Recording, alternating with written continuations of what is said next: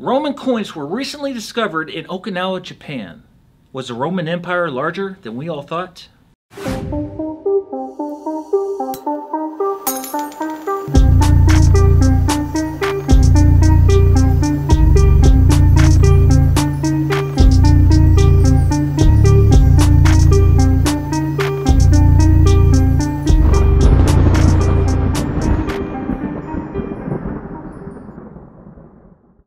Roman coins were recently discovered under Katsuren Castle in Okinawa, Japan. Did the Romans make it all the way to Japan nearly 2,000 years ago? To shed some light on these mysteries, I have traveled all the way to Okinawa to find out. As I was traveling to Katsuren Castle, I kept asking myself, how did these coins get here? How could the Roman Empire have done this? Well, at the height of their power, the Roman Empire stretched from the highlands of Scotland to the birthplace of civilization, Mesopotamia, modern-day Iraq. That's larger than what the European Union is today. And it's half the size of the United States of America, and they conquered it all on foot. That's large, but not nearly large enough to make contact further east, is it? Then I realized that the Romans actually did have more of a presence in the Middle East than what is on any map. Several hundred years before the Romans took over, the Greek Empire stretched all the way near the borders of western China due to the conquering of Alexander the Great. Its furthest city east, Alexandria Ascate, literally meaning Alexandria the furthest, is located in the northeast section of modern-day Tajikistan, next to Russia. The Greeks that settled here even pushed further east, with some historians believing they reached into modern-day China, helping form the Silk Road that connected the east and the west. Even though the Roman Empire didn't stretch as far east as the Greek Empire, these towns and connections from the Greeks to the Middle East were never forgotten. Many Roman artifacts have been found within these lands. Archaeologists even discovered a Roman coin of Constantius II, the son of Constantine the Great, in western China. We have a clear understanding and connection of trade between Han and Jin dynasties with the Roman Empire.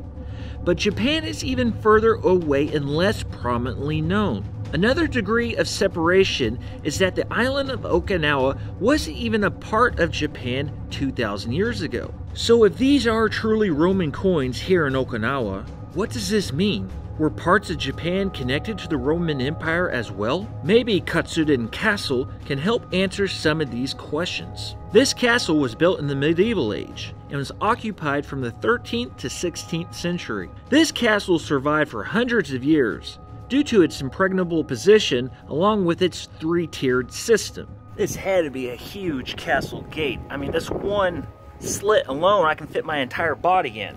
And there was 4 of them, anchoring in a large wooden gate. Within this castle are actually 3 separate wall fortifications. The lower wall surrounded the largest enclosure, also known as a bailey.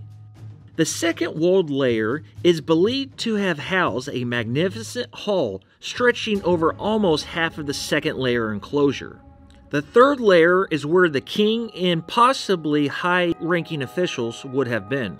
The castle houses some ingenious designs, such as the final steps leading up to the main enclosure. This staircase narrows as the soldiers climb, leading to a final bottleneck and a choke point. While the enemy stumbles over one another, they would also have been hit with a barrage of weaponry from the wall above, while surprise flanks from behind. These steps get really narrow as you get closer to the top. I believe this was on purpose. Man, that's half a foot right there.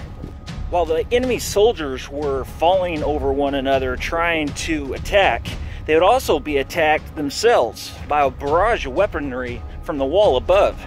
When the castle was finally breached, hundreds of years later, it was legend that the king actually escaped in a secret cave that started here and came out of here. Even though the king escaped, this castle is no more and eventually fell into ruins. I now see how sophisticated the local kingdoms were on this island, and I believe it was possible for this kingdom to have long-reaching trade routes. One of the more notable coins discovered is of Constantius II, the son of Constantine the Great. However, one of the reasons why it's difficult to iron out a specific date to this coin is because this particular coin remained in circulation long after the time that they were first issued. One thing that still puzzles me is that this medieval castle was built around 1,000 years after the formation of the Roman coin found here. This means this Roman coin predates this castle by about 1,000 years. What is also puzzling is that along with the Roman coins were Ottoman Empire coins dating to 1687 AD, and they were found together on the same layer, or what archaeologists call a palimpsest. This indicates the possibility that the coins were brought together, possibly part of a stash or hoard. Other experts believe the coins might be part of an indirect trade route between the Western world, India, and the East. We know the Romans traded a lot with India, and we know that India traded a lot with the Far East. Was it possible to have a trade route from Rome to India to the Far East?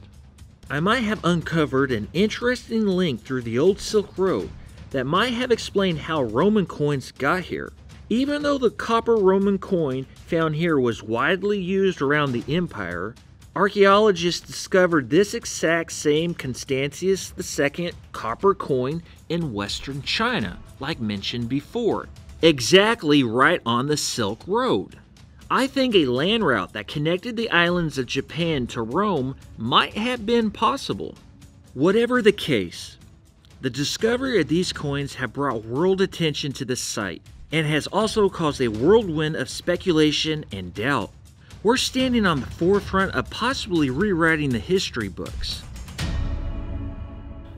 But much is still unknown and is unclear. The coins aren't located at a local museum, but are kept under lock and key with the Department of Education.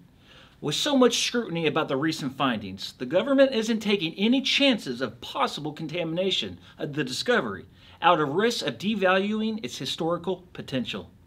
However, somewhere on these grounds of this castle lie the truth. Who knows what we might find underneath the next rock?